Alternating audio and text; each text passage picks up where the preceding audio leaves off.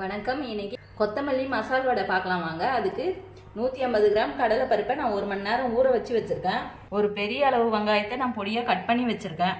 3 கைப்பிடி அளவுக்கு கொத்தமல்லி இலையை நான் கட் பண்ணி வச்சிருக்கேன். ஒரு 10 பல் பூண்டு தட்டி வச்சது, 4 காஞ்ச மிளகாய் பொடியா கட் பண்ணி வச்சது, 1/2 டீஸ்பூன் அளவுக்கு சோம்பு, தேவையான அளவுக்கு சால்ட் சேர்த்துக்கலாம். இப்போ இந்த கடலை பருப்புல இருக்க தண்ணியெல்லாம் வடிச்சிட்டு கொரகொரப்பா அரைச்சி எடுத்துக்கிறேன். இப்போ இதை ஒரு பாத்திரத்துக்கு மாத்திக்கிறேன். தேவையான அளவுக்கு சால்ட் சேர்த்துக்கிறேன்.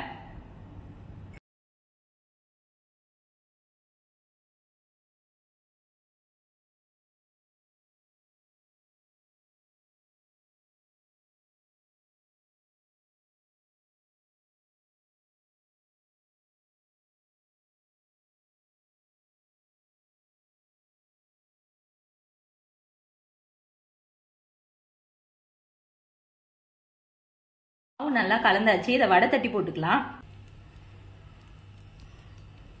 எண்ணெயை நான் மிதமான சூட்டில் வச்சிருக்கேன்.